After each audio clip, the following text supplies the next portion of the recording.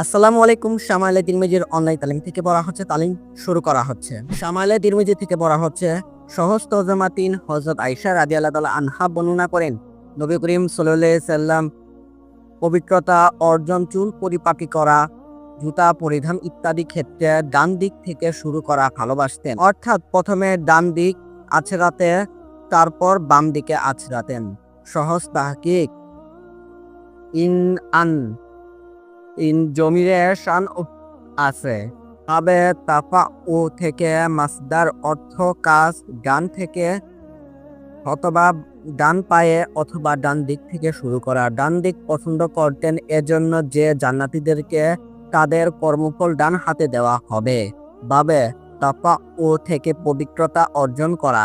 এখানে অর্থ হবে যখন পবিত্রতার কাজে মগ্ন হতেন, এতে উজু, গোসল এবং তায়াম্মুল সবই অন্তর্ভুক্ত।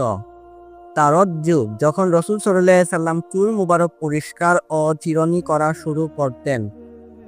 ইনতিআল, জুতা পরিধান করা। তাল, জুতা থেকে নির্গত।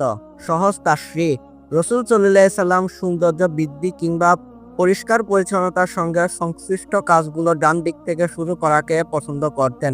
আলোচ্য হাদিসে ৩টি জিনিস বর্ণনা করা হয়েছে, তবে তা শুধু এ ৩টের ভিতরে সীমাবদ্ধ নয়, বরং এগুলো উদাহরণ সঙ্গেও উল্লেখ করা হয়েছে। যেমন কোনো কিছু আদান প্রদান, মসজিদ অথবা ঘরে প্রবেশ করা, মাথা মুন্ডানো, মুছ, নখ ইত্যাদি কাটা, পানাহার, সুরমা লাগানো, মিসওয়াক করা ইত্যাদি ডান দিক থেকে শুরু করতেন। আর যে সব জিনিসের সম্পর্ক সম্মান ও মর্যাদার সংশ্লিষ্ট নয়, যেমন মসজিদ থেকে বের হওয়া, ইস্তেঞ্জারে প্রবেশ করা, জুতা খোলা ইত্যাদি, এ জাতীয় বিষয়ে রাসূল সাল্লাল্লাহু আলাইহি সাল্লাম বাম দিক থেকে শুরু করাকে পছন্দ করতেন।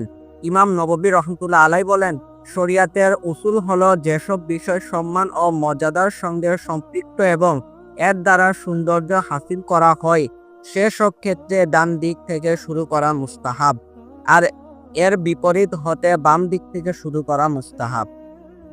সিহাহ সিত্তার একাধিক রিওয়ায়াতে এর স্পষ্টতা বিবরণ পাওয়া যায়।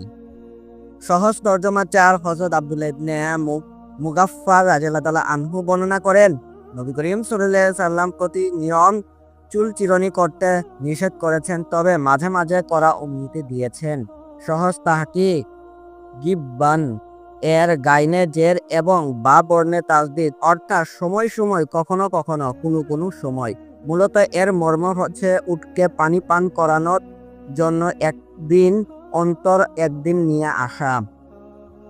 সহজ তাশরিহ, ইতিপূর্বে উল্লেখ করা হয়েছে রাসূল সাল্লাল্লাহু আলাইহি সাল্লাম পরিষ্কার পরিচ্ছন্নতা এবং সৌন্দর্যকে পছন্দ করতেন, তবে এর জন্য স্বতন্ত্রভাবে সময় ব্যয় করা কিংবা এতে ব্যস্ত হয়ে পড়া তিনি মোটেই পছন্দ করতেন না, কারণ এটা মহিলাদের বিষয়। কাজেই ইরশাদ করেছেন চিরুনি করা পরিষ্কার পরিচ্ছন্নতা এবং চুলের সৌন্দর্যের জন্য, তবে এটাকে অভ্যাসে পরিণত করা বৈধ নয়।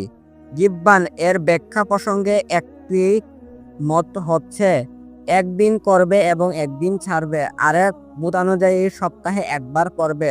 কাজী আয়াজ রহমাতুল্লাহ আলাইহি বলেন, এর দ্বারা উদ্দেশ্য এ কাজে অতিরিক্ত সময় ব্যয় ও এতে খুব বেশি মনোনিবেশ করা, উদ্দেশ্য বারণ করা, প্রয়োজন মোতাবেক করতে কোনো বাধা নেই, আর এর নিষেধাজ্ঞা মাকরুহ অর্থে প্রযোজ্য। সহজ তরজমা ৫। হুমায়দ ইবনে আব্দুল রহমান জৈনক সাহাবী থেকে বর্ণনা করেন, রাসূল সাল্লাল্লাহু আলাইহি সাল্লাম মাঝে মাঝে চুল চিরুনি করতেন। সহজ তাশরিহ, এ হাদিসে বলা হয়েছে নবী করিম সাল্লাল্লাহু আলাইহি সাল্লাম এক পায়ের উপর অন্য পা তুলে শুয়ে থাকতেন, অথচ মুসলিম শরীফে এক হাদিসে এসেছে রাসূল সাল্লাল্লাহু আলাইহি সাল্লাম বলেছেন, কেউ যেন এমন ভাবে শয়ন না করে। বাহ্যিকভাবে উক্ত দুই হাদিসের মধ্যে বিরোধ দেখা যায়, এর বিভিন্ন ব্যাখ্যা রয়েছে। প্রথমত, রাসূল সাল্লাল্লাহু আলাইহি সাল্লাম যেভাবে শোয়ার কথা নিষেধ করেছেন তার পদ্ধতি হচ্ছে এক পা দাঁড়া করিয়া এর উপর অন্য পা তোলা, পক্ষান্তরে দুই পা বিছিয়ে এক পায়ের উপর অন্য পা রাখতে কোনো বাধা নেই। সম্ভবত রাসূল সাল্লাল্লাহু আলাইহি সাল্লাম দুই পা বিছিয়ে একটির উপর অন্যটি রেখেছিলেন।